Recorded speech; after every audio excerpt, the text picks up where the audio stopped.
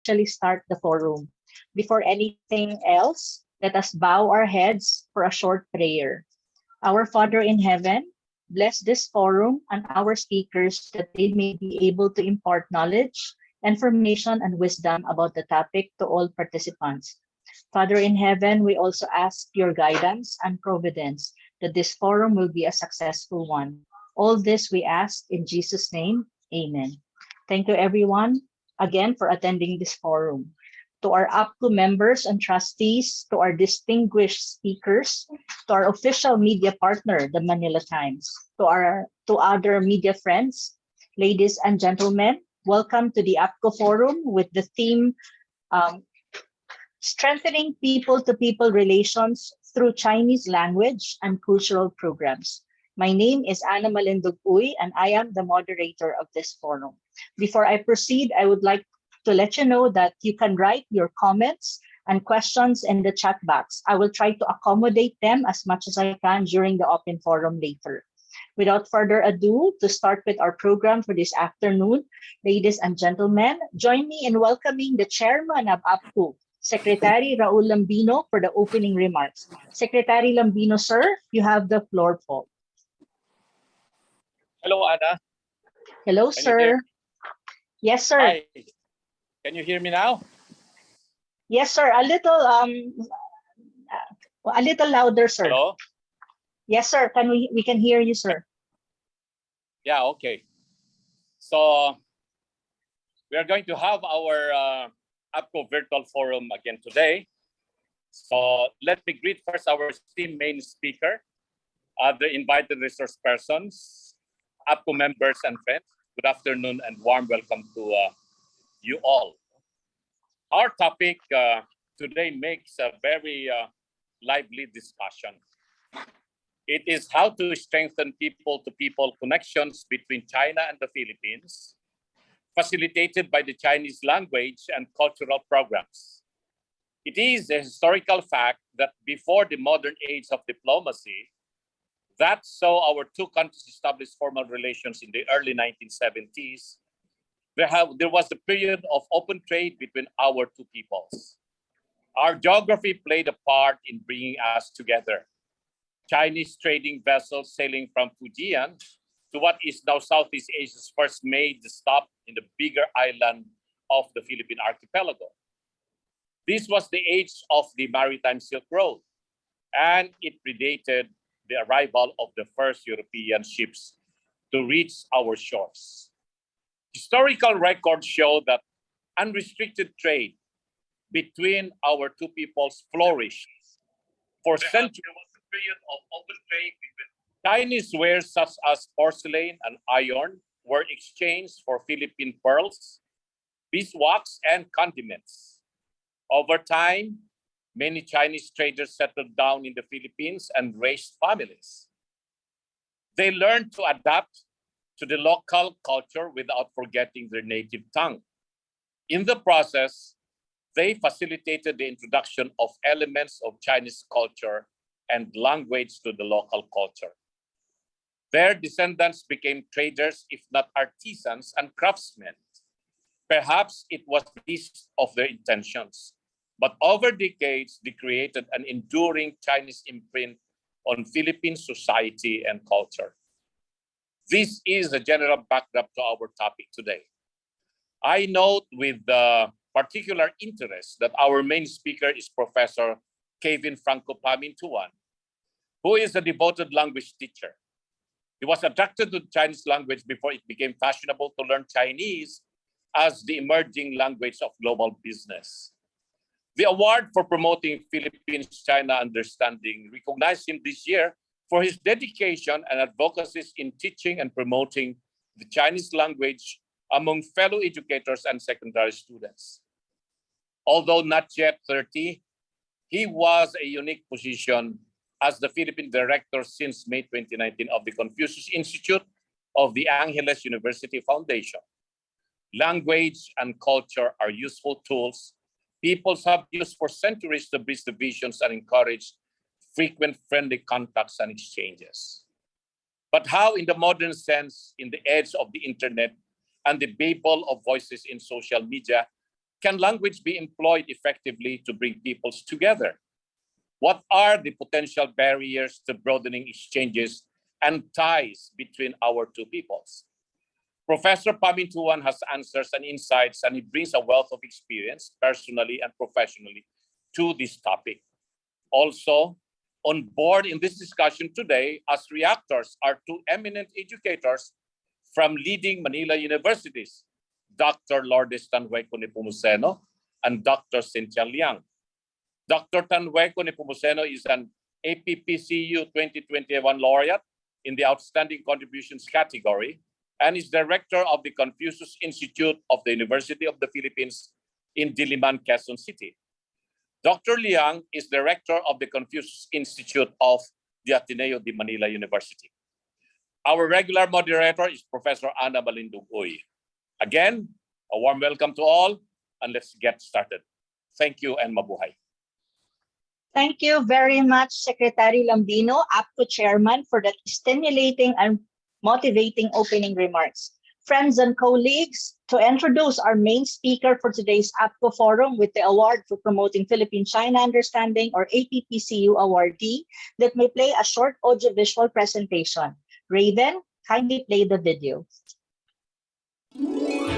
Professor Cavin Pamintuan is a devoted language teacher and educator who has already achieved much personally and professionally. Professor Pamintuan is currently the Philippine Director of the Confucius Institute at the Angeles University Foundation, which he has held since May of 2019. Like anyone else, his career had its humble beginnings when he first worked for the Super Philippines Incorporated as a bilingual practitioner from April to September of 2013. This led to his employment at the Confucius Institute of Angeles University Foundation as a faculty member from 2015 through 2017. This opportunity proved to be an early breakthrough in his career and profession. From a faculty member, Cavin then served as the Institute's admin officer for a year from 2017 to 2018 and later as assistant director from 2018 to 2019 before he was appointed Philippine Director. Born and raised in Angeles, Pampanga, Cavin completed his secondary education at the Holy Angel University. He pursued an undergraduate degree for the Bachelor of Secondary Education in Filipino and Chinese language teaching at the Angeles University Foundation and successfully graduated in 2013 cum laude. Immediately after graduation, Cavin pursued his graduate studies, obtaining his master's in teaching Chinese speakers of other languages in 2015 and a Doctor of Philosophy in Educational Management degree in 2022. As an educator, Cavin has been actively involved in advocacies to promote the Chinese language and the culture of the Philippines in secondary schools. He has been a member of the Philippines-China Friendship Club, or PCFC, and has written and published a number of researches and resource materials. Among these educational resources include Reading Comprehension Strategy, Use in Filipino and Chinese among Chinese language teaching scholars of Angeles University Foundation, published in TESOL, Online Journal. The use of WeChat application on CLT scholars' vocabulary acquisition, published in TESOL International Journal. The students' perceptions in Mandarin classes, NRHSK. Results 2019. In the Asian ESB Journal, a communicative analysis of language functions in the Chinese as a foreign language textbooks. The Case of Happy Chinese 2020 in the Universal Journal of Education Research, and Reducing the Impacts of Pandemic to the Chinese Language Education through Localization and the International Journal of Language Education.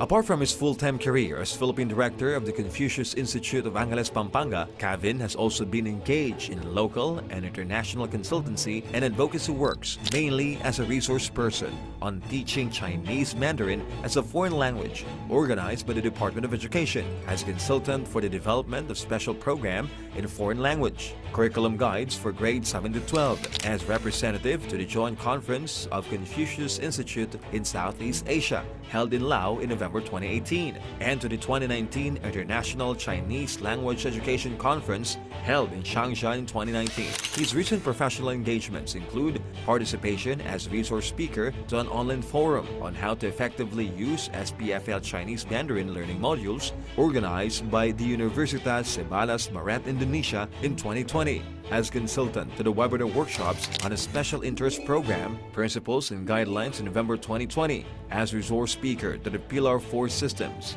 of the Internationalization Roadmap and the Sino-Foreign Joint Development for Native Chinese Teachers Training in November and December of 2020 respectively, as consultant and resource speaker to the workshops on the development of ADM Prototype Self-Learning Modules or SPFL, an online training workshop on development and supplemental learning materials on SPFL in August of 2021, as consultant to the workshops on the validation of ADM Prototype Self-Learning Modules or SPFL, and the workshops on the finalization of ADM Prototype Self-Learning Modules for SPFL in October and November 2021 respectively.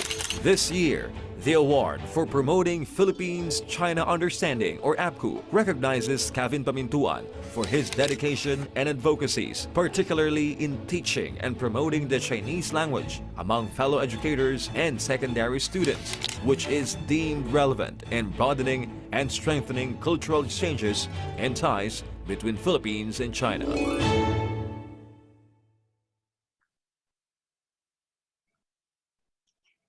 With great pride, ladies and gentlemen, our main speaker for today's forum is an APPCU 2022 awardee under the Major Contributions category and the Director of Confucius Institute of Angeles University Foundation, no other than Professor Cavin Pamintuan. Professor Pamintuan, the floor is yours. Please proceed with your presentation. You're also a co-host, so you can share your PowerPoint. Thank you.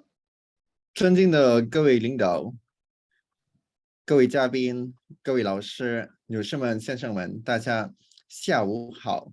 To our Appcu Chairman, Honorable Raul Lambino, to our Appcu President, Mr. Jeffrey Nang, of course, to our host, Professor Ana Malindog Uy, to the Appcu Board of Trustees, to the Appcu members, our colleagues from the academe, government, industries, and media, to our dear teachers and students of the Department of Education, and of course, our equally outstanding reactors, ladies and gentlemen, 下午好, good afternoon, magandang hapon, and in our local language, mayap agad panapon po.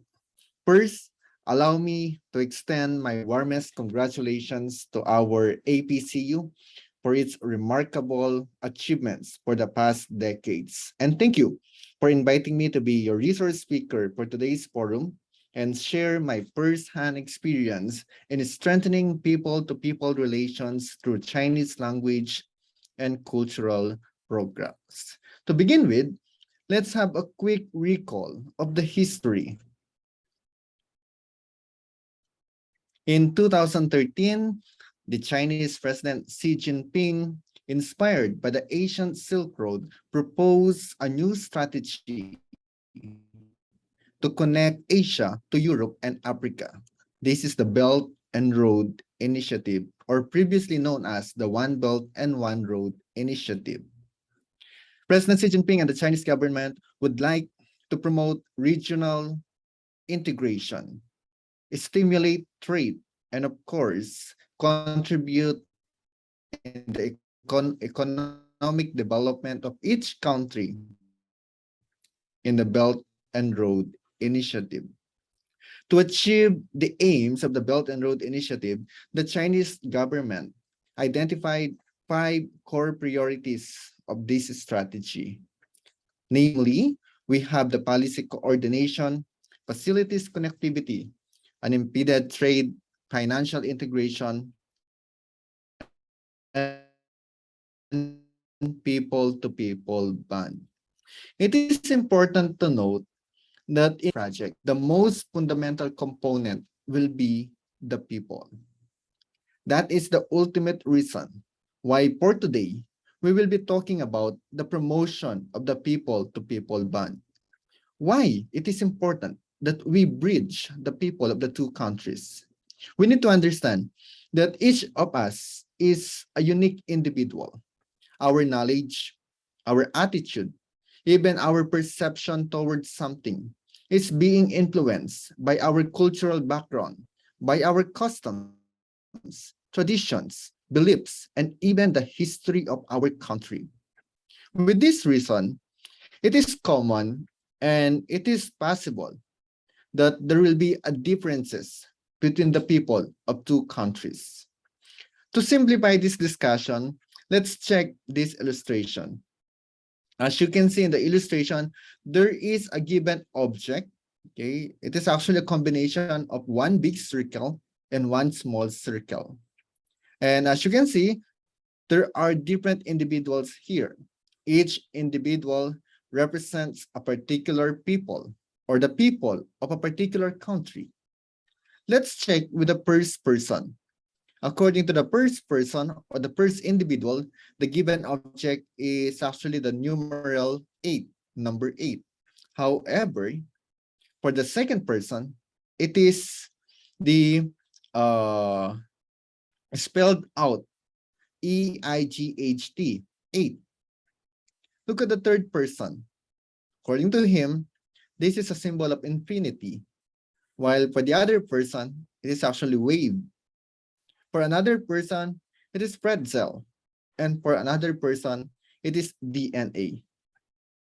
There's only one thing given, and yet these individuals have different views, have different perspectives.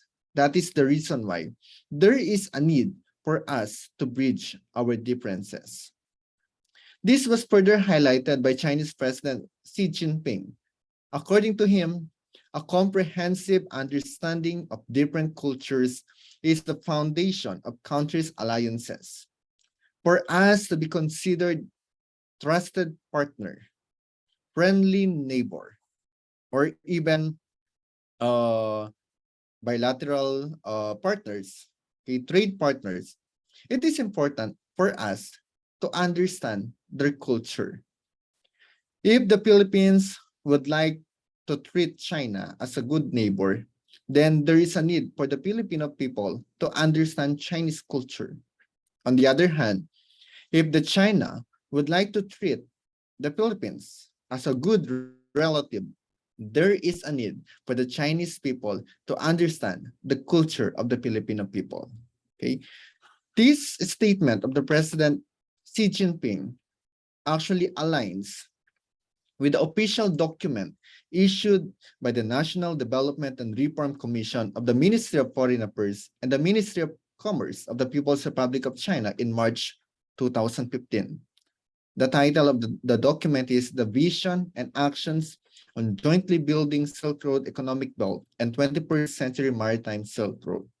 According to this official document, people-to-people bond provides the public support for implementing the initiative. Therefore, okay, this is actually in line or in view of our claim a while ago that among the core priorities of the Belt and Road Initiative, it is important for us to start with people-to-people bond connectivity, people-to-people connectivity. Why? It is because if we will have people-to-people bond, then we can have the public support. Without the people-to-people bond, then it will be hard for us to get public support, and it will be harder for us to implement the other core priorities of the Belt and Road Initiative. This is further supported by Professor Liu in her article written in 2018. According to her, the success of the Belt and Road Initiative depends fundamentally on whether it can bridge all kinds of barriers and strengthen ties between the people. Bridge all kinds of barriers. Okay?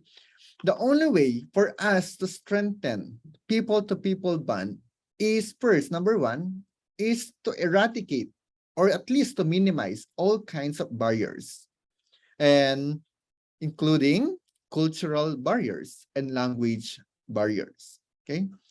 Now, for the Belt and Road Initiative to achieve or to promote people-to-people bond between China and other people, or specifically for Filipino people, the official document identified different fields wherein we can promote people-to-people bond. According to the official document, we should promote people-to-people bond by doing academic exchanges, cultural exchanges, tourism and hospitality partnerships, public health enhancement, science and technology cooperation, social services programs, and sister cityhood exchanges. Though Appcu was established in 1974, these were already addressed by Appcu. That is the reason why I will say that Appcu is the best example of an organization which actually promote people-to-people bond. Okay, so for academic exchanges, the Chinese government established 541 Confucius classrooms, Confucius institutes, and 1,170 Confucius classrooms all over the world. Total, we have 1,700 Chinese institutes teaching Chinese Mandarin and implementing cultural programs, catering 1.2 million students. That is only for Confucius Institute and Confucius Classroom. On top of that, the Chinese government is providing thousands of scholarship for academic exchanges and for cultural exchanges. Next, for tourism and hospitality partnership, it is important, as you all know, that before the pandemic, Chinese tourists are among the top spenders, okay, of the tourists in the Philippines. I think Chinese tourists are number 3. So it is important for us to continue doing trainings, programs for tourism and hospitality industries. Public health enhancement. During the pandemic, we witnessed how China helped the Philippines and how we promoted people-to-people bond by sharing data, by sharing information regarding the pandemic, and of course, with the development of the vaccines by the Chinese government. Science and technology cooperation, social services programs, and of course, we have the sister cityhood exchanges. In addition to this official document of the Ministry of Foreign Affairs and Ministry of Commerce, there's another official document issued by the Ministry of Education titled Education Action Plan for the Belt and Road Initiative, issued in July 2016. According to this official document, the increased cooperation and joint action by the Belt and Road countries in education are an important part of what the Belt and Road Initiative aims to achieve, and in turn, can provide the talent needed to make the initiative a success. See, we need talents, and we can only produce talents through education. And one component of education is language education and cultural exchanges. The only way for the other initiatives or for other core priorities of the Belt and Road Initiative to be accomplished or to be implemented if we have enough talent. That is the reason why we need to start from people to people bond. And we can only have talent if we will have collaboration, we will have cooperation with our Chinese counterparts. Therefore, guided by the Belt and Road Initiative, we need to focus on people to people bond. Okay, and the only way or one of the ways for us to promote people to people bond is by implementing educational and cultural exchanges, specifically to the mainstream society of the Philippines. But the problem is how? Okay, by establishing partnership with government agencies and private enterprises, or you can actually say by having partnership with both public and private institutions. With this, I would like to propose a framework for the implementation of Belt and Road Initiative in the Philippines. As we all know, the Belt and Road Initiative, okay, is actually a partnership between the Chinese government and the Philippine government. Okay, so this is the Chinese government and this is the Philippine government. However, okay, we cannot implement these programs with only the government of two countries because we need private enterprises. Okay, so the private enterprises in collaboration with the Chinese government can actually participate in the implementation of the Belt and Road Initiative programs. Same with the Philippines. Okay, the Philippine government can actually collaborate with private enterprises, okay, so that they can engage or they can participate in the implementation of the Belt and Road Initiative. Okay, so the intersection between the Philippine government Chinese government and private enterprises will be the smooth and successful implementation of the Belt and Road Initiative. And the only way for us to achieve the implementation of BRI is by having people. Okay, we need people. Okay, because the people will be the one to do the work. Okay, and they will be the one to implement these programs. Okay. As a result, okay, using that framework, okay, our Confucius Institute at Angeles University Foundation, okay, was able to achieve the following. Okay. For the past 13 years, we were able to establish 153 teaching spots. We have 153 public high schools all over the Philippines offering Chinese Mandarin and, of course, implementing cultural programs. We have trained 500 plus local Mandarin teachers. These are DepEd teachers, Filipino teachers who were trained to teach the language and the culture. And we are catering 10,000 to 12,000 students, Philippine high school students, grades 7, 8, 9, 10. We also established partnership with 11 government agencies. As a result, we have trained 789 government staff of different government agencies. And the scope of the implementation of our Chinese language and cultural program is around the 14 regions of our country, 14 regions of the Philippines. And these are not only data, okay? So for the next slide, I will be showing you, okay, an authentic evidence of what we have achieved in the past 13 years, okay? With the support of our Chinese University, Fujian Normal University, and of course of Angeles University Foundation, and of course with our partner institutions, we were able to implement the Chinese language and cultural programs, okay? Look at the students. These are the Filipino students, okay? Learning how to write Chinese characters. These are the staff and officials of the House of Representatives learning basic Chinese Mandarin, okay? What is our basis for establishing partnership with government agencies? Well, we need to identify which among the government agencies may have direct or indirect transaction with the Chinese government or with our Chinese counterparts. Okay, later on, I will be explaining, okay, the importance of analyzing the needs of the government agencies before establishing partnership with them. Because whether if you will have partnership with them and yet you don't know their needs, then your program will no longer be relevant. Okay, we also have the Presidential Security Group, and of course we have a PCCO. I think that was in 2016.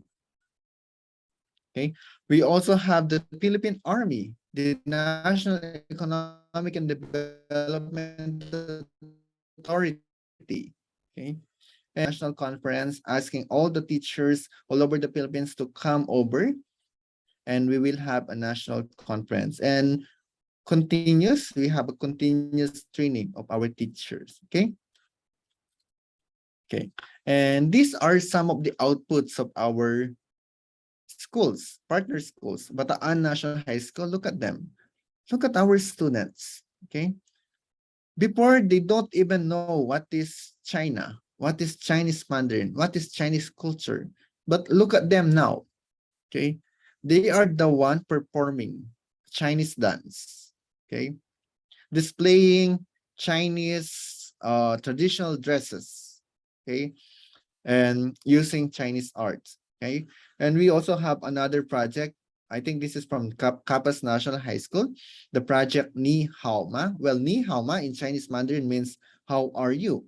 But in this case, Ni Hao Ma is actually an acronym, which means nurture, improve, and heighten abilities of Mandarin learners through an application. Okay. So once we introduce the Chinese culture to our teachers and to our students, they can have at least an overview of what is China, what is Chinese culture, and what is Chinese language.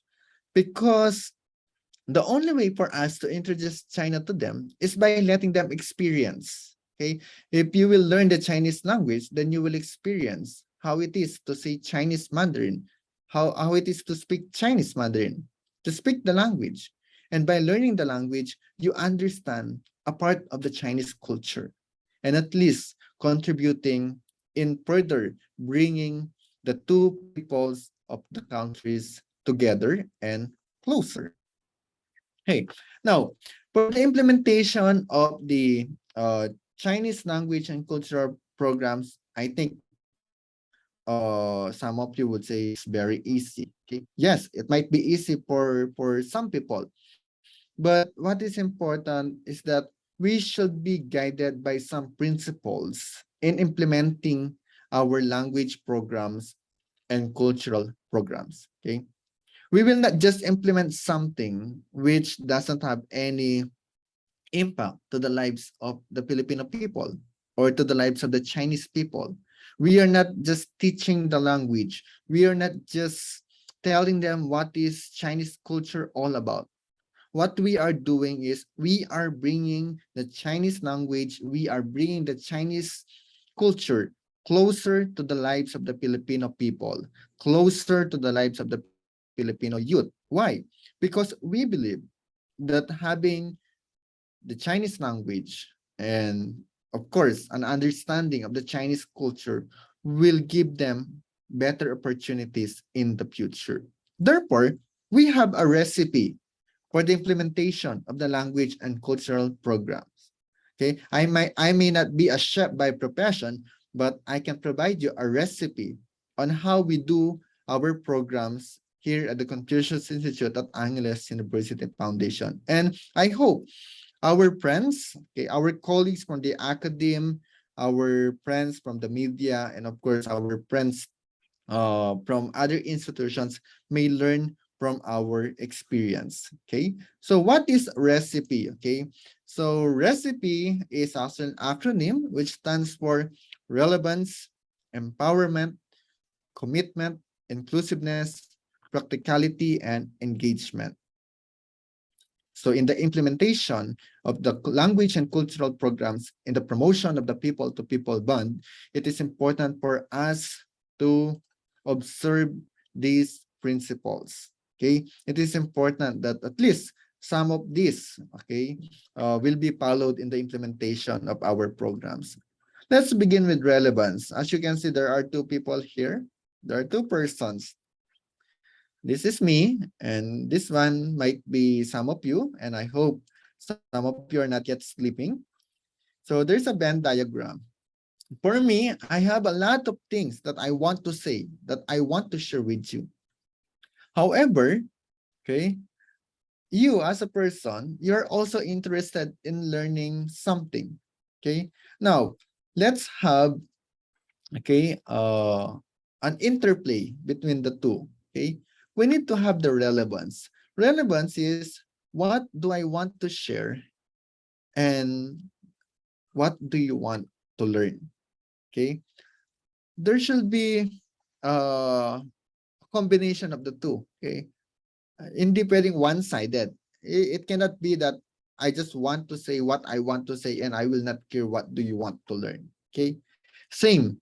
This is applicable in implementing language and cultural programs. You need to observe relevance. We need to make sure that the Chinese language and culture course that will be offered to any government agency or private enterprises is relevant to their fields. Okay, we need to provide customized courses that will address the needs of the prospect students, making the learning experience more meaningful to the students.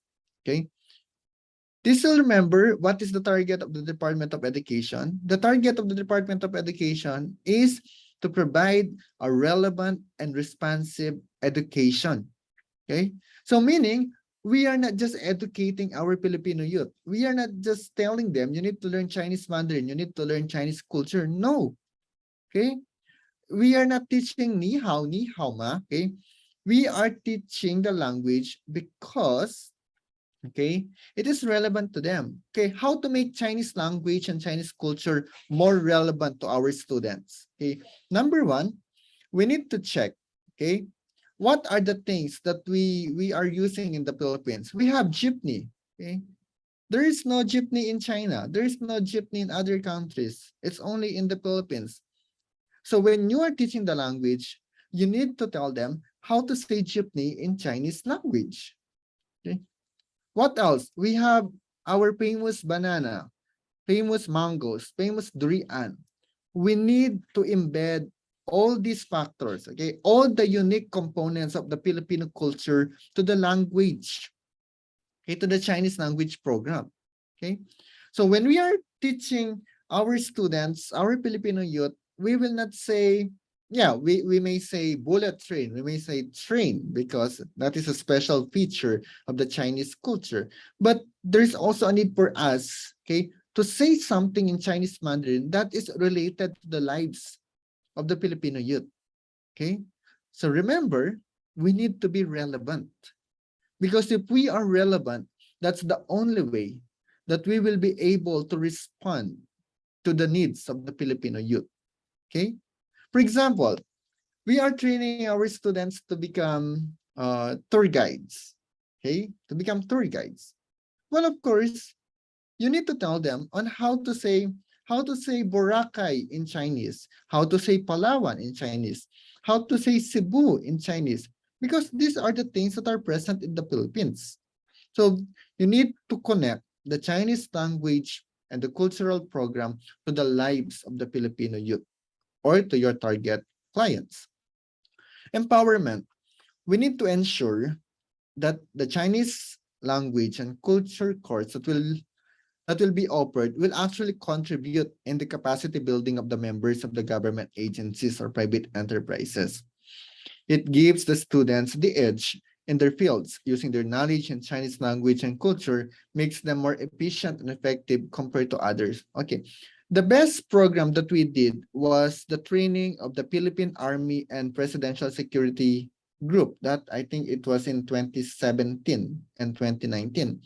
Because if you can still remember, we hosted the APEC, we hosted the ASEAN, okay? And we all know that in these two important international events, okay, China is a participant, okay? So we trained the Presidential Security Group that will be assigned to Chinese counterparts.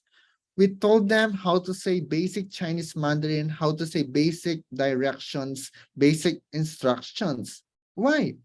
Because they need it.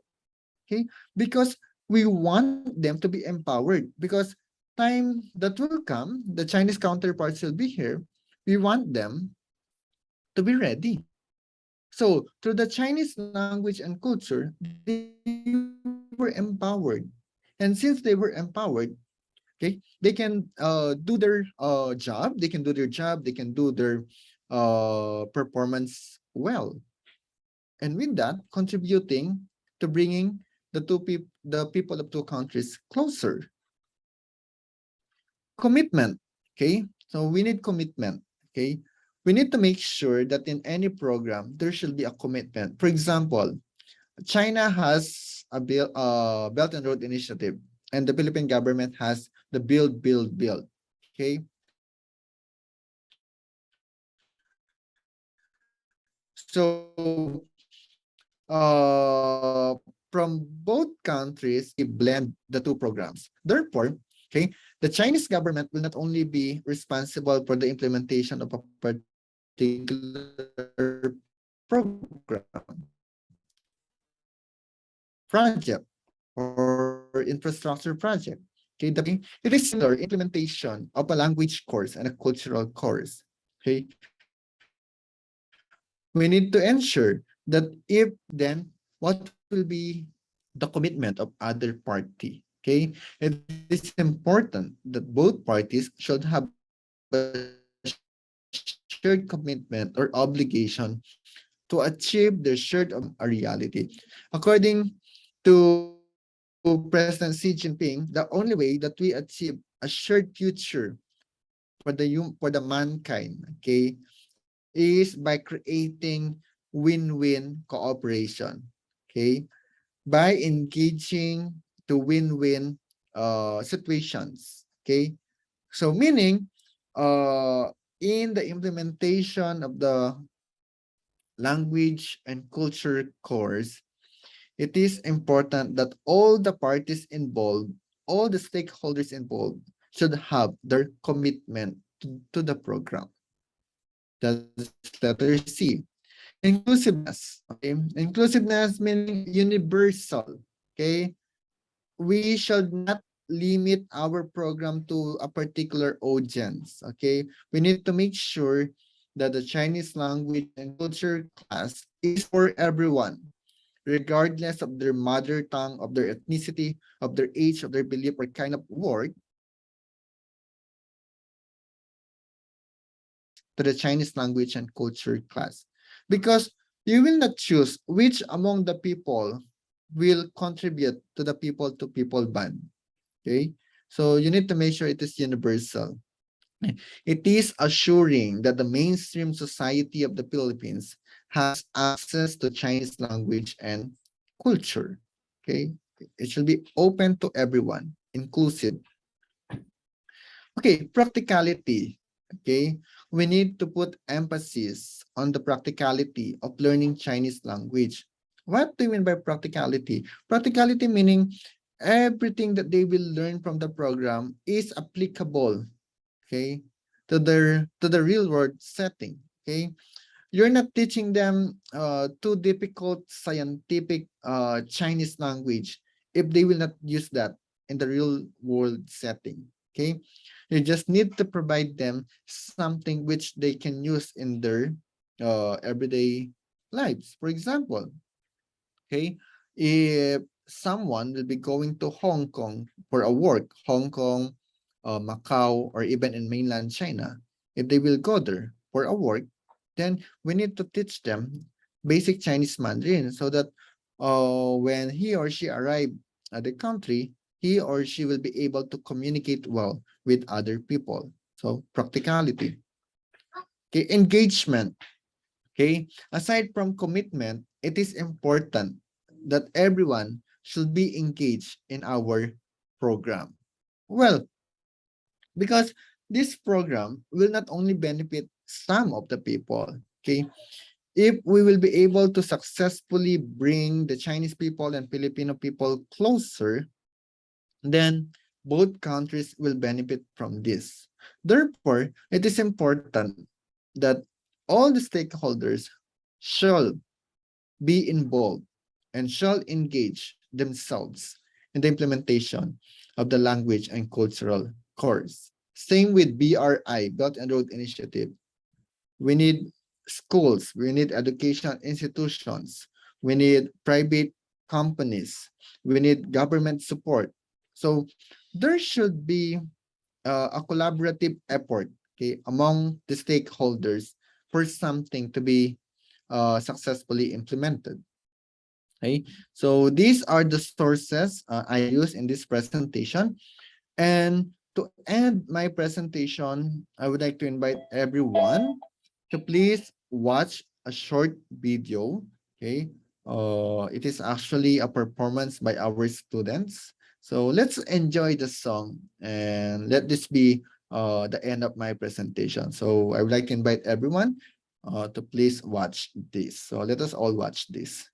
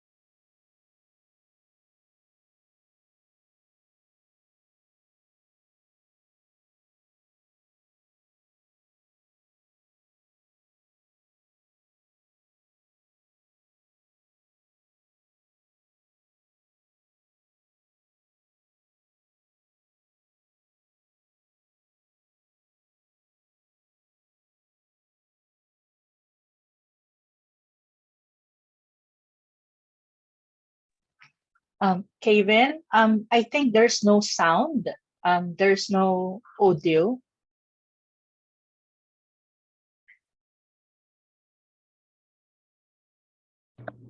Okay.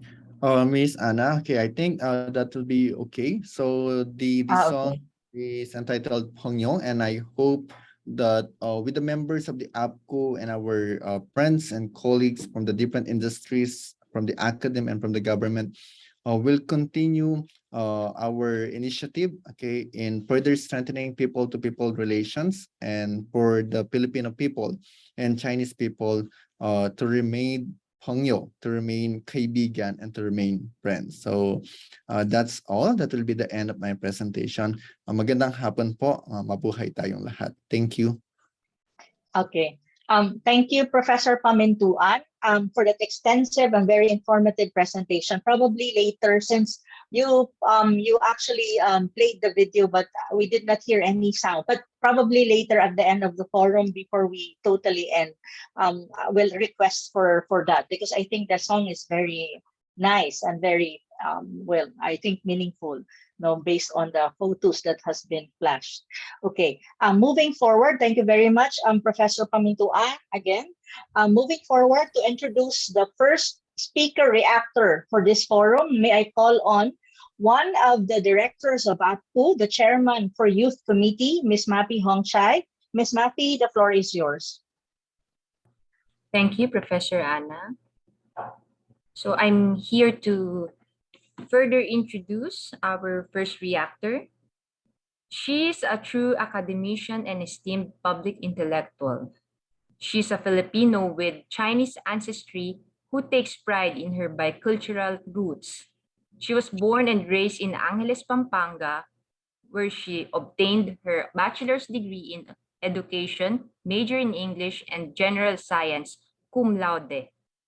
Her inherent passion for knowledge and learning led her to years of further study in the field of education, to wit, Masters of Education degree in Communications Arts obtained from University of the Philippines, Diliman, postmasteral degree in School Administration and Supervision with distinction at the Johns Hopkins University in Maryland, USA, and a Doctor of Philosophy in Education, major in Educational Management and Leadership, obtained at the De La Salle University in Manila. In 2009, in her hometown at Angeles, Pampanga, she co-established the Confucius Institute at the Angeles University Foundation. In 2015, she was welcomed by the University of the Philippines, Diliman, to lead the establishment of the Confucius Institute. Over the years, she has built up many ties with government entities, city colleges, and universities, as well as the private sector, to the extent that the Confucius Institute at the University of the Philippines, Diliman, has now the broadest outreach in Mandarin lessons. In both setups, she holds the distinction of being the pioneer Filipino director. She initiated and advanced the inclusion of the Mandarin language in K-12 curriculum of the Department of Education as a special program in foreign language. The program greatly facilitates the diversification of the skill sets of Filipinos and provides them headway in employment, overall personal development. So without further ado, let us welcome one of the 2021 Apcu Laureates under the Outstanding Contributions, Dr. Lourdes Tanhueco Nepomuceno. Good afternoon. Can you hear me? Yes, ma'am. Yes, Doctor. Okay. Allow me to share my thoughts and insights on the theme of this afternoon's forum, strengthening people-to-people relations through Chinese language and cultural programs. Let me explain to you the meaning of people-to-people relations in greater detail. Everything that was presented earlier explains that people-to-people relations is a transboundary communication-based interactions between groups of people for the public rather than private interest. So this is about engagement and relationship building, and it is always a two-way street and not one-dimensional. Why has the Chinese language and culture become such a plus point over the years? Why are Confucius Institutes powerful tools for people-to-people engagement? I can attest to this in view of the fact that I was at the helm of 2 Confucius Institutes in the Philippines from 2009 to the present. The Confucius Institute initiates and facilitates the people-to-people exchanges in various forms, such as interpersonal communication, relation building, socialization, and capacity building, not only to have interactions with their counterparts, but also to shape political processes in a bottom-up fashion. The Confucius Institute Network is a key project in China's campaign to promote Chinese language teaching, teacher education, academic and cultural events. It is one of the linchpins of China's public diplomacy. Therefore, Beijing is betting on the long term so that Confucius Institutes are large-scale, long-term soft power initiatives of China. Here is the case of the Confucius Institute at the University of the Philippines. The people-to-people exchanges through the Confucius Institute of UP advancement of Chinese language and culture include, number one, Chinese language and Chinese culture wherein the students and the different people from all walks of life experience traditional and contemporary China. Second, engagement utilizing the multi-sectoral approach, meaning it includes the civil society, government, and business. Academic exchanges between the University of the Philippines and Xiamen University. Collaborative opportunities with other Confucius Institutes in areas of teaching, research, and community extension. Our programs are categorized as complementary, supplementary, and adversarial. Let me explain this to you in greater detail. Complementary model refers to people-to-people activities that align with the Philippine foreign policy goals and that complement its others public diplomacy programs. The Confucius Institute at UP initiated programs include the Office of the Press Secretary, the Department of Foreign Affairs, the Bureau of Immigration, the government-owned and controlled corporations such as Clark Development Corporation, Subic Bay Metropolitan Authority, and the Subic-Clark Alliance for Development. The League of Cities of the Philippines with 146 member city colleges and universities, particularly long-term ones, fall under the top-down complementary box. Supplementary model refers to people-to-people activities that fill the vacuum created by the absence of formal public diplomacy activities. The Confucius Institute of UP, a supplementary program, supported people-to-people exchange programs with the Philippine Chamber of Commerce and Industry and higher education institutions and selected K-12 schools. Last but not the least, the adversarial model refers to people's initiatives that challenge the educational policies of foreign governments by engaging and communicating with people transnationally. The Confucius Institute of UP, people-to-people exchanges with selected Confucius Institutes in Indo-Pacific countries led to the establishment of a transnational advocacy network of relationships. Relationships are built and maintained by and between people, sometimes on behalf of organizations. People-to-people relationships are interpersonal interactions and require Confucius Institute at UP to nurture these relationships to be sustainable and enjoy the long-term mutually beneficial relationships.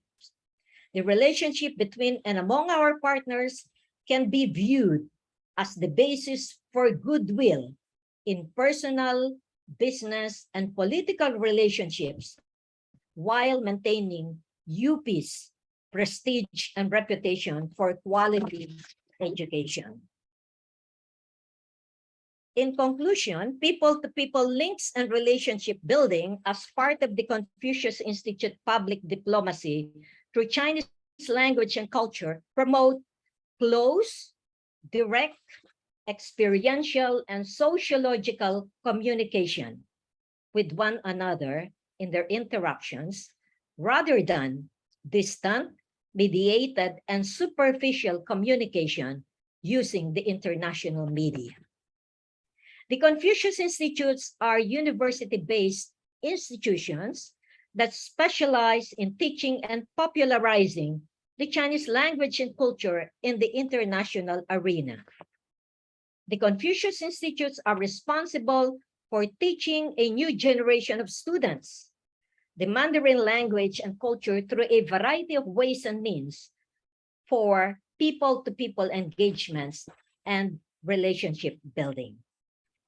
I sincerely appreciate your interest and attention this afternoon, and it brings us to the end with a quote.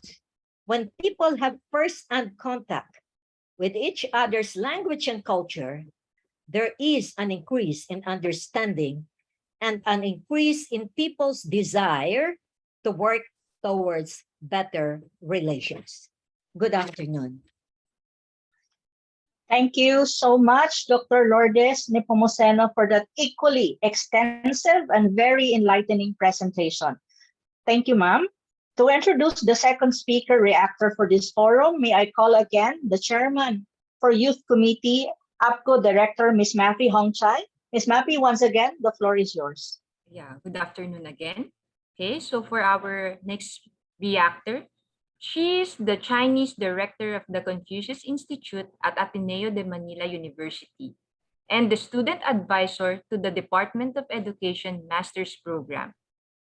She holds various academic positions such as Associate Professor at Sun Yat-sen University, China, Executive Director, Specialty Committee of World Federation of Chinese Traditional Medicine Studies, Research Fellow of China International Publishing Group, Sun Yat-sen University Global Communication Institute, Visiting Scholar of Massachusetts Institute of Technology in USA, a Research Fellow in Hong Kong City University, and Distinguished Professor of Nanjing Communication University.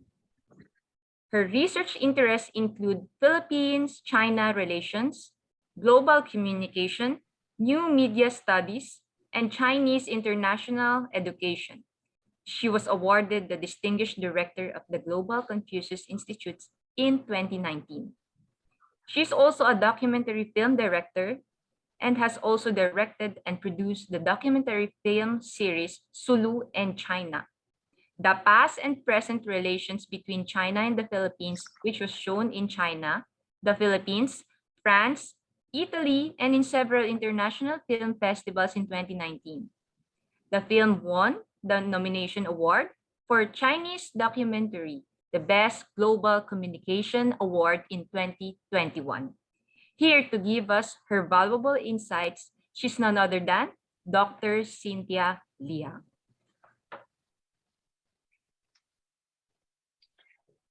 Dr. Cynthia, you may proceed. 各位尊敬的领导、嘉宾，下午好。Good afternoon, all the distinguished guests. Thank you so much to invite me, and I'm very honored to be one of the reactors of Appcu Forum. Today, we are living in a changing world, like globalization, cultural diversity, and common dilemmas, conflicts of mankind, imbalance between supply and demand have been the key words of the modern world. Under the backgrounds of globalization and global demands for Chinese learning, like the Cervantes Institutes of Spain, which are around 30 in countries, in Goethe Institutes of German, which have more than 140 in the world, and Sejong Hada of Korea, which have 180 spreading in 60 countries. The first Confucius Institute was founded in Korea in 2004. And soon after that, in October 2006, the first CI in the Philippines, the Confucius Institute at Ateneo, the Manila University, partnered with Sun Yat-sen University in China, was founded, which is the one I have been working in as a Chinese director since 2015.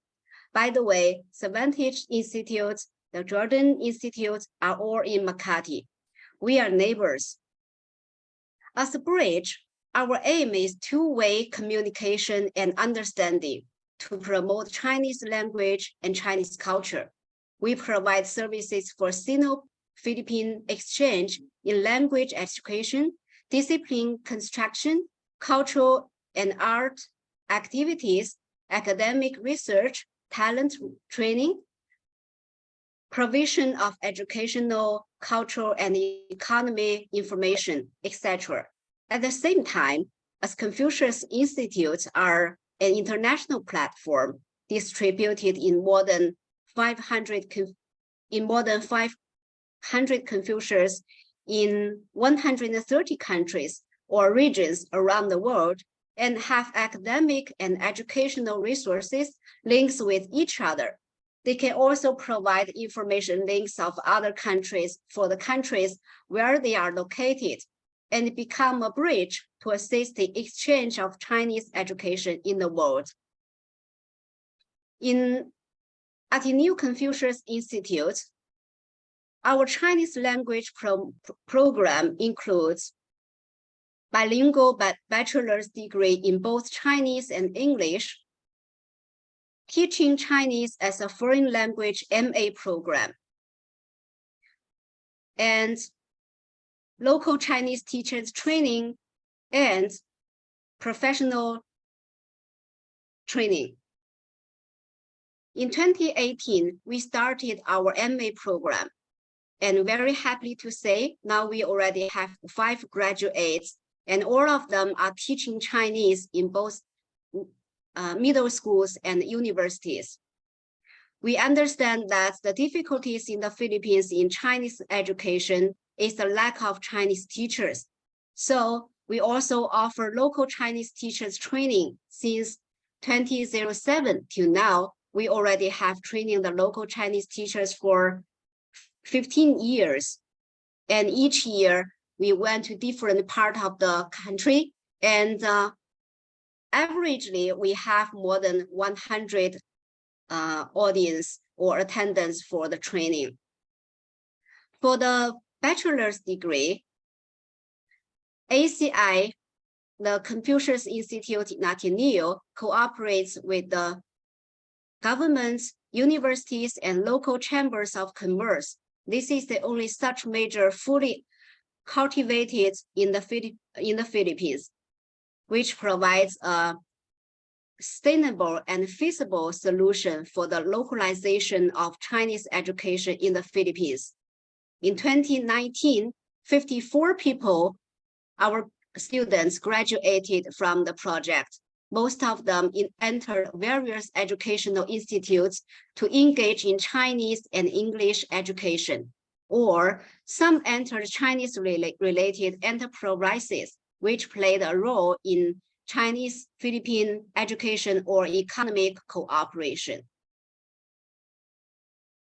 We also offer professional Chinese classes. We train the DFA officials, DTI officials, staffs of big local and international companies like Philippine Airline, Lazada, and so on.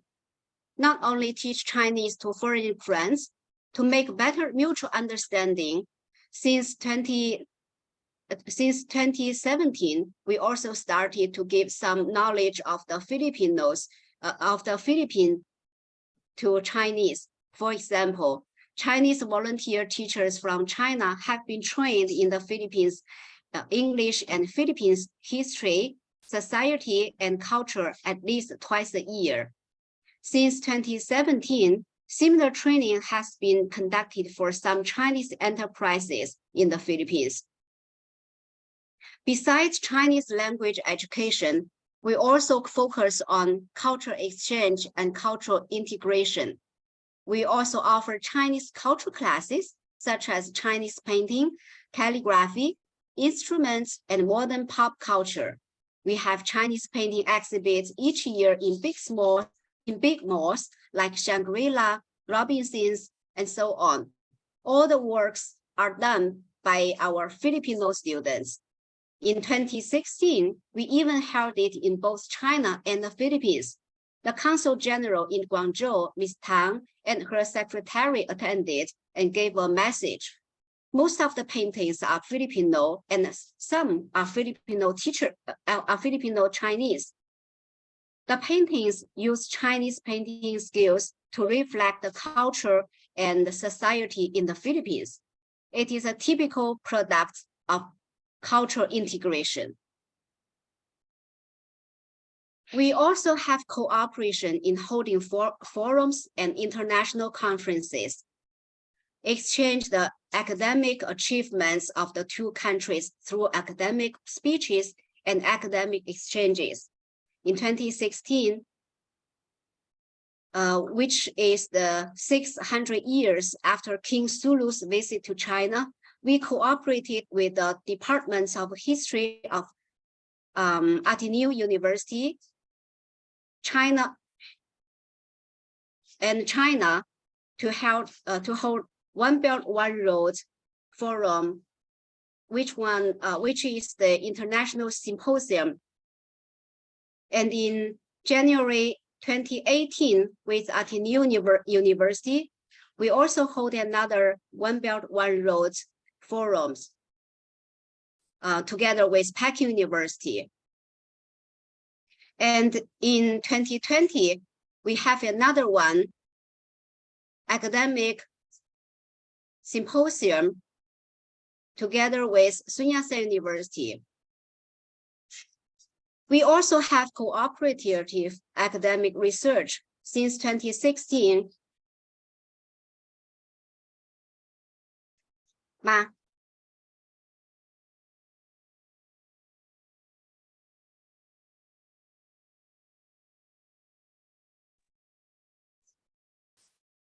In 2016, we have been working on a historical documentary, Sulu and China, the past and present relations between China and the Philippines. It was shown in Davao City, Italy, Germany, China in 2019, 2020, and a series of it will be shown this year. Based on the documentary since 2019, we have led a university history research project, research and education on the history of Sino-Philippine relations in the pre-colonial and colonial period of the Philippines. A research workshop was held in November 2019, and more than 40 scholars from 8 research institutions participated in the research. After that, more than 20 scholars from universities, museums, and other research institutions in different regions of the Philippines, such as Luzon and the South, formed 5 research groups. In October 2021, we held a second seminar to exchange and share the research result in the past 2 years. We held an academic conference in February 2022. 9 researchers presented their papers. 8 are the Filipino, 1 is Chinese, that was me. And 16 reactors from the US, Singapore, the Philippines, China, and Japan released their review on those papers. We will also publish all the papers next year. So these are the most of the main classes, education, or cultural events in past the 16 years. We look forward to more and deeper understanding for people-to-people relations by cultural exchange and more collaborations.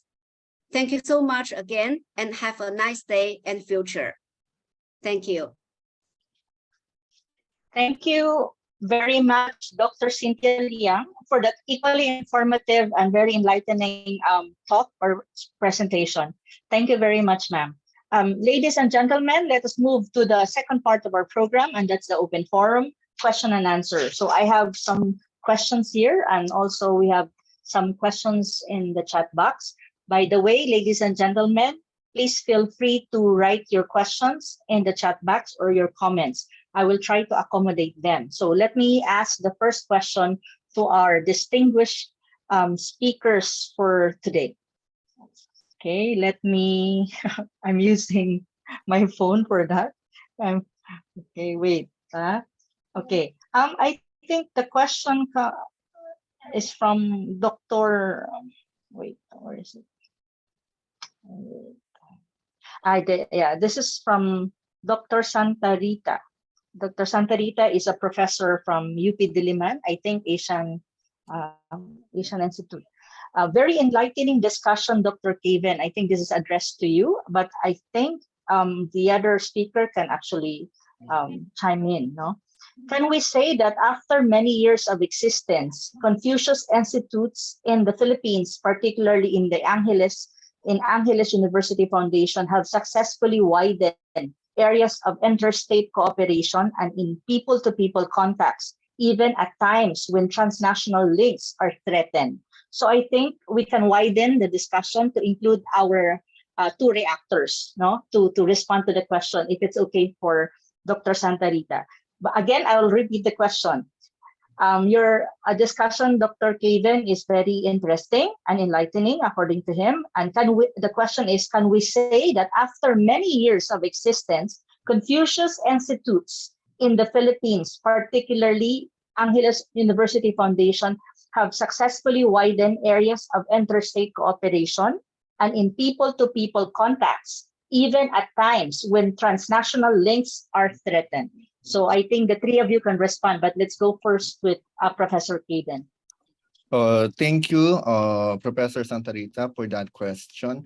First, regarding the interstate cooperation between the Philippines and China, if we are talking in the field of education, my answer will be definitely yes. On the other hand, I have some reservation with other aspect of interstate cooperation. From my first-hand experience as a student, as a teacher, and of course as an administrator of the Confucius Institute, in the field of education, shall I say that there was a widened interstate collaboration? Definitely yes. We can check the latest data on the number of scholarship provided by the Chinese government to the Philippines. We can also check the data of the Commission on Higher Education regarding the number of Chinese nationals pursuing higher education degree in the Philippines. In the field of education, there is already a clear evidence that it already widens, okay, the cooperation between the two countries. Shall I say that it is because of Confucius Institute why there was a widened cooperation between the two countries?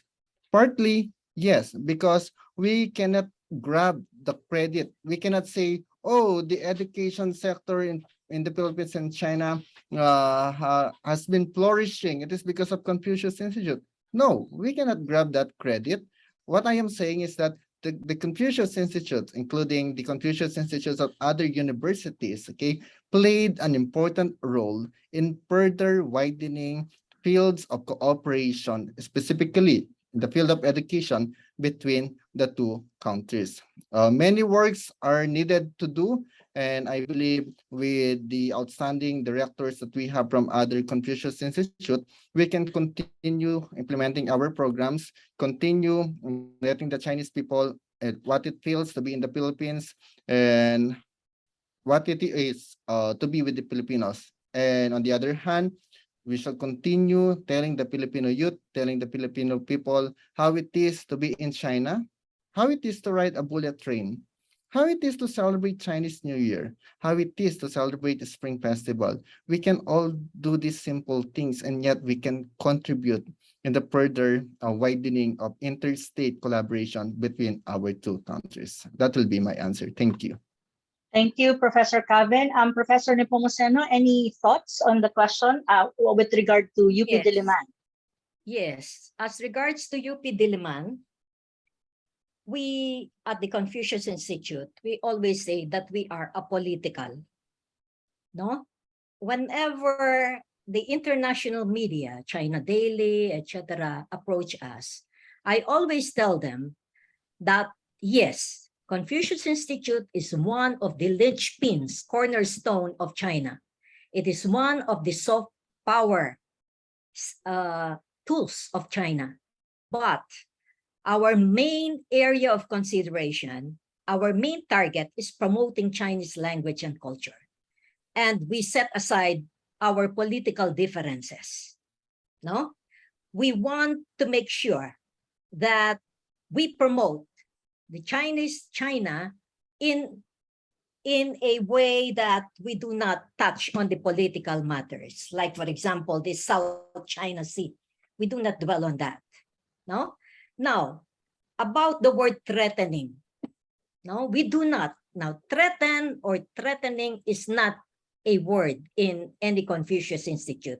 We are not like that. No? We actually extend our collaboration with the civil society. It is purely multi-sectoral. And even beyond the Philippines, wherein we collaborate with some Confucius institutes, but we dwell with the education sector, not other areas. Well, of course, they say that Confucius Institutes are mouthpieces of the Chinese government. I don't think so. I've been at the helm of Confucius Institute since 2009, and I did not see any foreign interference. Like, for example, you know, UP. It's been a while that UP said yes to China to establish the Confucius Institute. The University of the Philippines do not want any foreign entity to be inside the campus. But our then President Pascual has a political will, no? And he was the one who spearheaded the establishment of the Confucius Institute. Because what we do here is just promoting Chinese language and culture, helping Filipinos to broaden their horizon, to get opportunities to learn another language, as China is the second economic power worldwide. And that's my piece. Thank you. Thank you, Dr. Nepomuceno. Dr. Liang, you have any thoughts on the matter? Like, if it, Confucius Institute to a certain extent, as is, promotes interstate relation and even a people-to-people relation, even at some point that there are, some kind of crisis when you talk about transnational link between the two countries. In that sense, do you think the CIs are quite, instrumental in this sense? Yeah, thank you, Professor An. Like just now, what I mentioned, I really think Confucius Institute is a bridge, like a platform or bridge, and we promote firstly Chinese language and Chinese culture, but this promotion based on some factors in this recent years in global context. For example, we can see the Chinese language demands in different countries, and also a lot of economic cooperation more and more in recent years. So that means not only just one dimension relating to policy, but politics, but in many other different dimension, we really need diversity of language we need different language to cooperate and to communicate, to understand. Like in China, since I was very, very young, I already started to learn English. And so far, if you just walk in streets of China, you can meet the young people anytime to communicate. In English, I think even in the remote countries, some of the young people can still speak some English. So that's, you can see the language is very important for us in modern era to understand each other. And for another one is Confucius Institute is to promote the mutual understanding, not one way just only. And like just now, Professor Cavin also mentioned, Confucius Institute offers some scholarship to help especially to help the poor student to have different opportunities to expand their education, especially high level education like MA or even PhD in China. And in other way, we also lead and bring some different kinds of delegates from China to the Philippines. For example, in my office in Makati, before the pandemic, before the pandemic, almost each week or sometime each month, we have Chinese guests from different fields, different industries from China. They wanted to know about the Philippines, and they want to do a tour, such like that. So we really think the Confucius Institute is a very good way, very good bridge to let people to understand each other. And you know, language is the core and the key tool to let people to understand each other. Yeah. Thank you. Thank you, Dr. Liang. Thank you. Yeah, I think based on your answers, the three of you, it seems like, yes, there is such a thing as, interstate. It promotes interstate relations, especially in the educational sector and people to people, precisely because there are exchanges between the two sides. Now, let me go to the next question, and this is addressed to all of you since you're all directors of CIs in the country. Thus far, there are at least, I think, 5 CIs across the country, in the Philippines. Now, the question is from Apcu President Jeffrey Nang. He is interested to know, in terms of what are the obstacles to opening more Confucius Institute in the Philippines? Why is it that there are not more CI in the country? Because as we can see, there are only 5 across the country, and it's located, I think, the other one in Davao, and the other one is, you can mention it later, I forgot where it is. But so the question is, what are the obstacles in building or instituting CIs in the Philippines? And why is it that there's not more than 5? It's only 5. Why not 6 or 10, Why is it? From your experience building and, CIs in the country. So let's go first to Dr. Nepomuceno, then Dr. Liang, and the only Thorn will be the last to respond. The youngest one as well. Yes, ma'am. Let me start. When they introduced Confucius Institute in the Philippines, their first target is the University of the Philippines. So it took them 10 years to say yes, to establish Confucius Institute inside the UP campus. Do you know why? Because they believe that there is always a foreign interference when it comes to foreign entity coming in.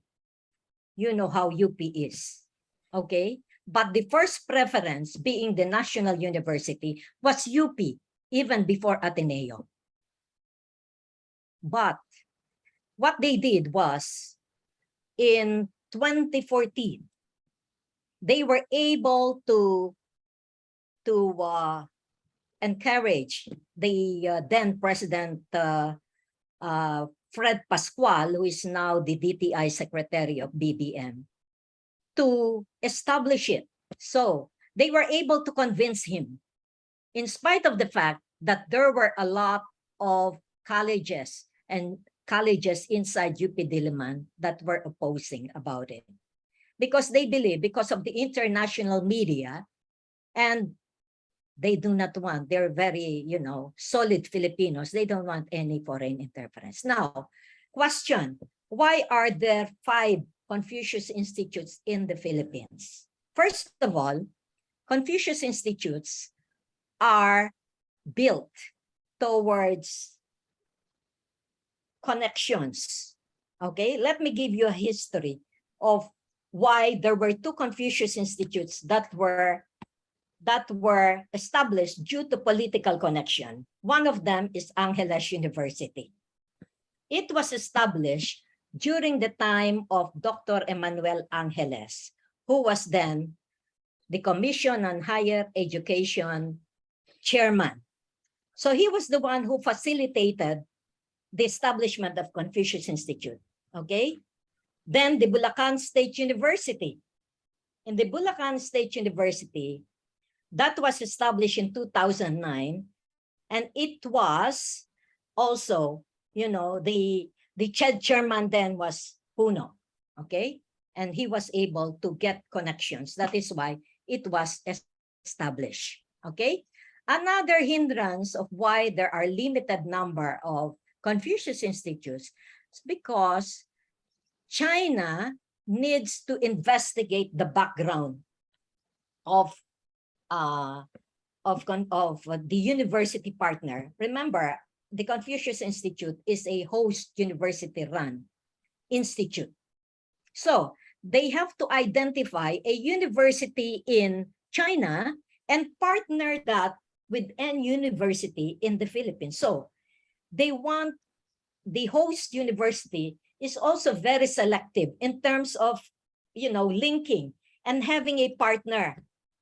So there should be some kind of political powers, political connections behind in order to be able to establish one.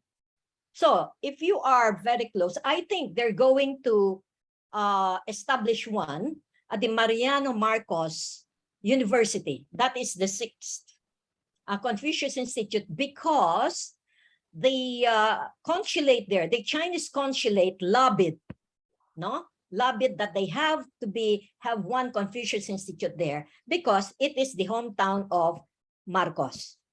See, you will see that there are political connections around it. So if you are because they said that it is easier to get in, and get Confucius Institute. No, it's not. You should have a connection in the government. You should have a connection in China. Gone are the days when Confucius Institutes really, enjoy the perks during the time of Hanban, because they were still establishing the Confucius Institutes. There were a lot of perks then, but now since it was reinvented, they reinvented the wheel because of the controversy of the Confucius Institutes in the United States. Out of 188, they closed almost every Confucius Institute there because the US government said if they will not close the Confucius Institute, they will cut the federal funding. And that is the federal funding for research. Okay, so because of that, the Chinese government reinvented the wheel. So they changed it from Hanban, which is under the Ministry of Education, to a non-government entity, which is SIF. So it is different now, but it's the same thing. The money comes from the Chinese government.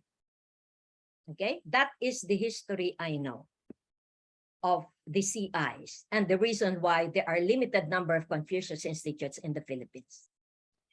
Okay, thank you so much, Dr. Nepomuceno. What about Dr. Liang? Any inputs on response to the question? From your Thank you, experience. Professor From your Ann. experience. Thank you, Professor Ann. I just have some little to add. The first is for our foundation, we also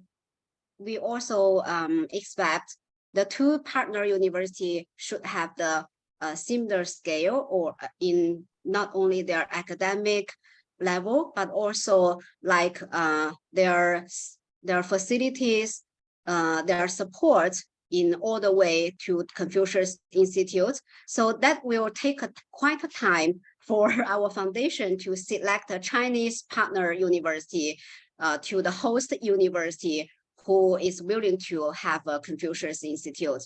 That is one reason, I think, because the Confucius Institute is a collaborated institute, not only like some people might suppose that only Chinese government to put institute in the university and give everything like that. No, not in that way. On the contrary, Confucius Institute is really a collaborate, partnership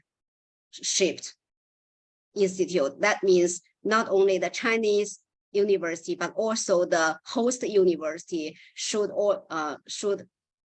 at the same time to support like the faculty, even the classrooms, such like that. And I have another point to add to Dr. Lu. If some universities or colleges here feels it already took a too long time to apply a Confucius Institute, you might try to apply a Confucius classroom. Yeah, because the classroom is more shorter and smaller, so that will make it faster. This is another different approach for in that way. Thank you. Okay, thank you, Dr. Liang. And yes, Professor Cavin. Okay, for the establishment of Confucius Institute, it will be contradicting if we will saying that Confucius Institute is apolitical, and yet we need political connections to establish Confucius Institute. So let's clarify our statements. Number one, I agree with Dr. Yang that we need to check same scale. The two universities who will jointly establish Confucius Institute will be of the same scale, meaning the Chinese university may check the background of the Philippine or local university. It is important to note that there should be academic integrity in the process. We need to have integrity, whether with or without people looking at us. We need to have integrity. So it is a long process. You can check with the website, especially for those who can understand English. You can actually check there are a lot of documents that can be checked in Google or in Baidu that would let you know what will be the exact process of applying for the Confucius Institute. Why is it difficult? It is difficult because you need a lot of requirements, not only from the local university, but also to the Chinese university. Now, there is a report from the Confucius Institute headquarters, Hanban. It was transferred, the trademark of the Confucius Institute was transferred to the newly established foundation. It is the Chinese International Education Foundation. Again, let's clarify, and the money we should not say that the money is coming from the Chinese government, because the CIEF, okay, you can check cief.org.cn.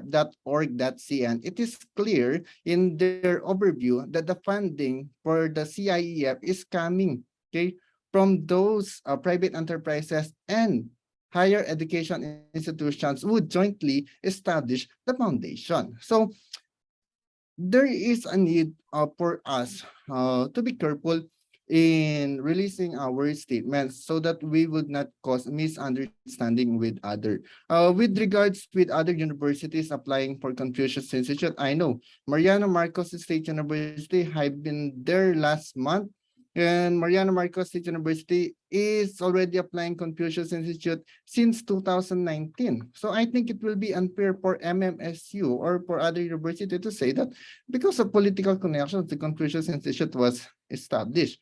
And I agree with Dr. Liang that the application process for Confucius Classroom is much easier and much shorter because the Confucius Classroom can be established under a Confucius Institute. So for those higher education institutions who are still applying for Confucius Institute, they may consider applying for Confucius Classroom. It is easier process, a shorter process, and I think the approval is fast right now. So that will be my point for the establishment of the Confucius Institute. Thank you.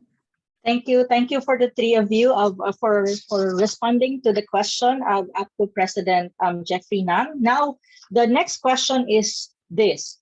I have two more questions to go, this one and the next, and then we will proceed to the next part of our program. What are the opportunities and the challenges in promoting Chinese language and culture or Chinese language and culture education here in the Philippines? So what are these opportunities and challenges? So Professor Cavin, and then Professor Liang and Dr. Nepomuceno.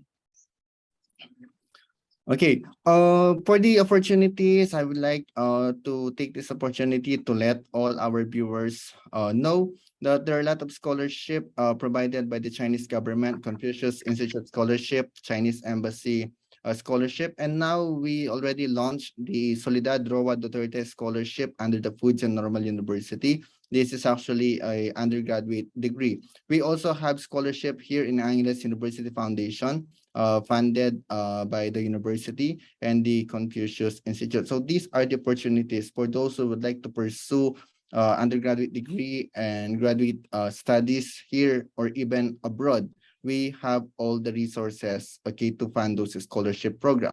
The challenges, I think we need to work harder so that we can reach a much greater number of audience to let them know that there are existing opportunities in learning Chinese Mandarin. And of course, to minimize misunderstanding, we need to be agent of camaraderie. We need to be promoter, okay, of the friendly relation between the two countries, and we can only achieve that if we will be careful with our statements and continue serving without hidden agenda or hidden motive. At the end of the day, we are helping the Filipino youth. We are helping the Filipino people. So at the end of the day, we are doing this para sa bata, para sa bayan. That's all. Thank you. Okay, thank you, Professor Cavin. Pamintuan. Professor Liang, Dr. Liang, what are the challenges and opportunities based on your experience in promoting Chinese language and culture in the Philippines as an educational, program?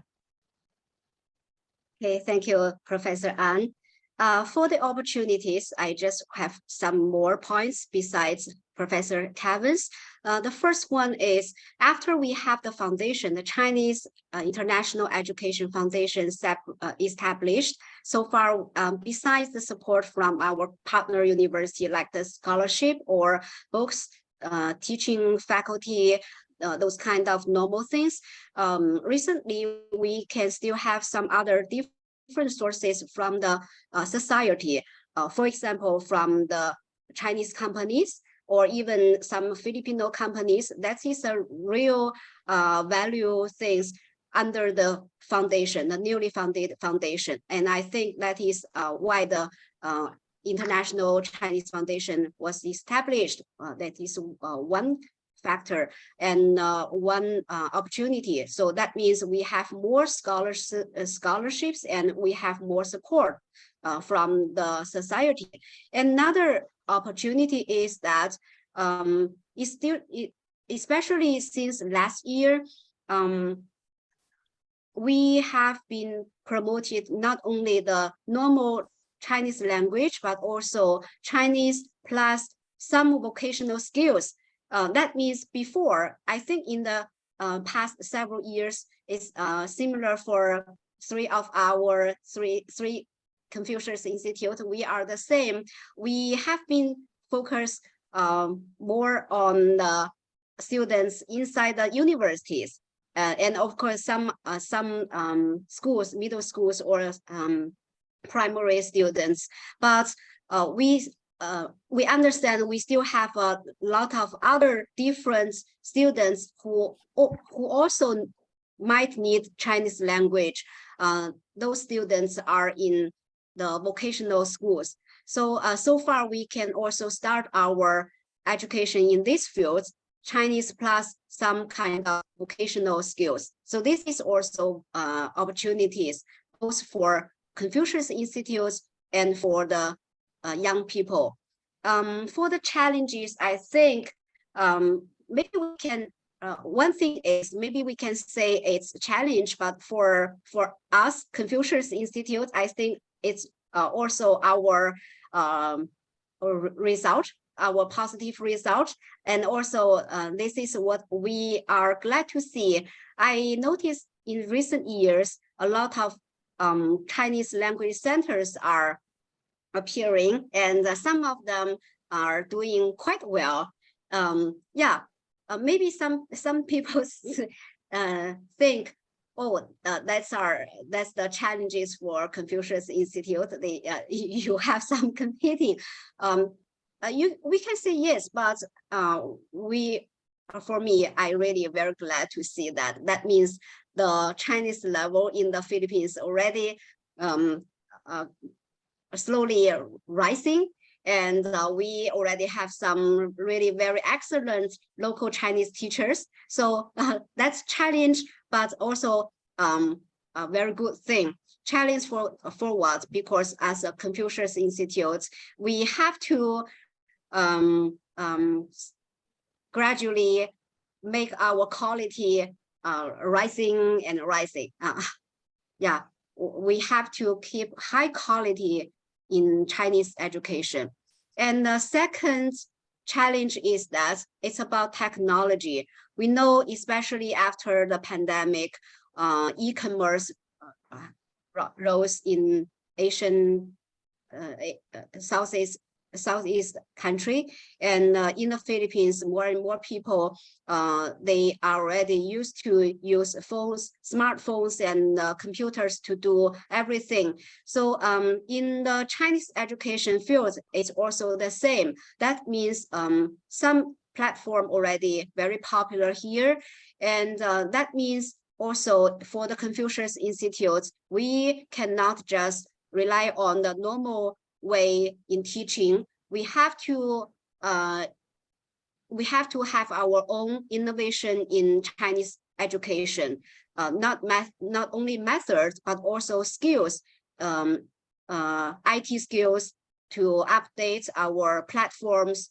and also to have all our teachers, Chinese teachers and staffs, to get used to those newly changed IT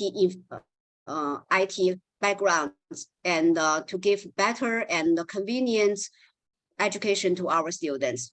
That's my points. Thank you. Thank you, Dr. Liang and Dr. Nepomuceno, ma'am.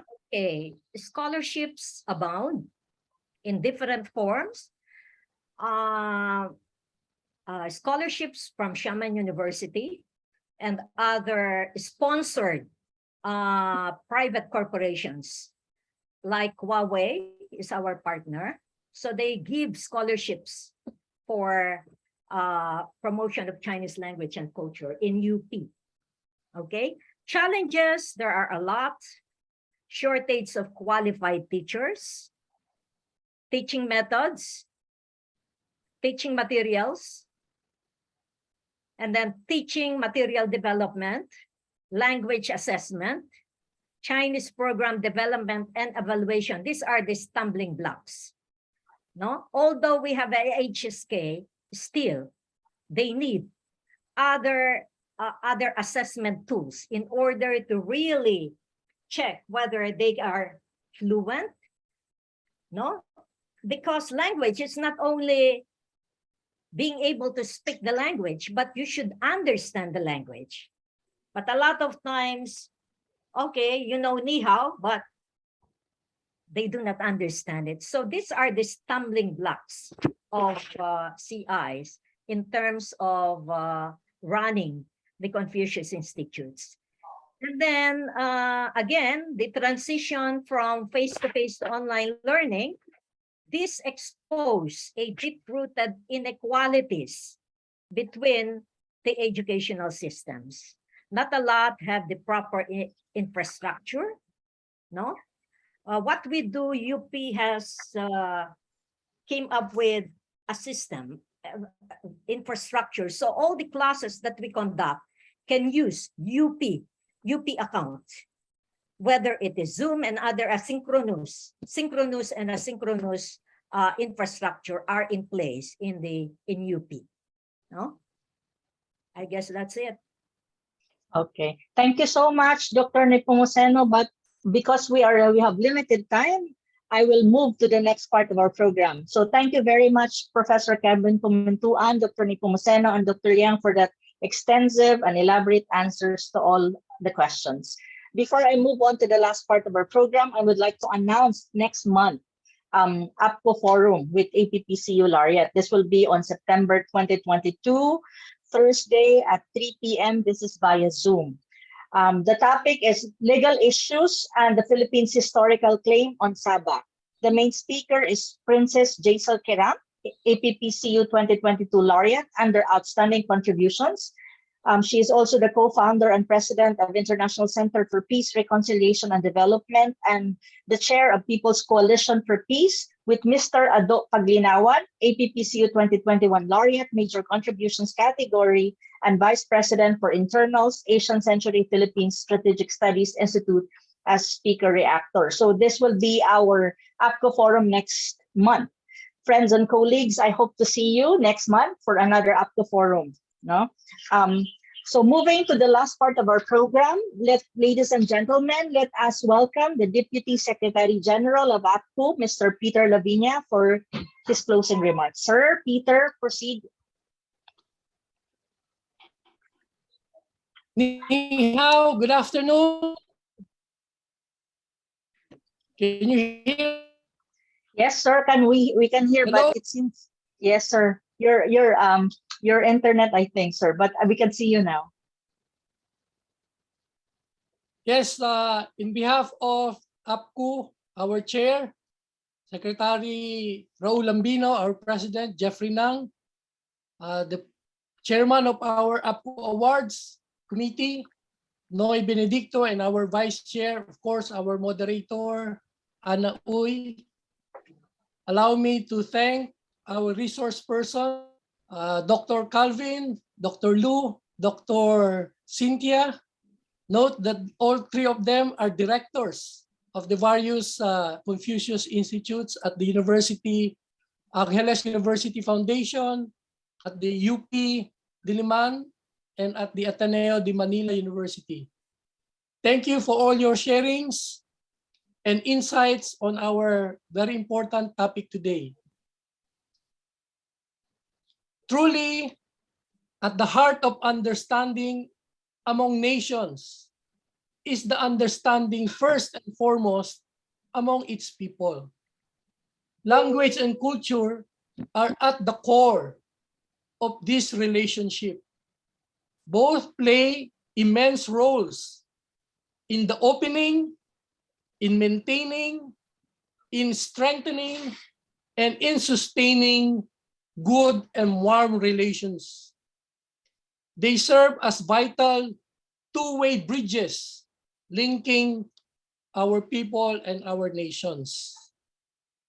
Apcu is happy to have hosted again another forum today.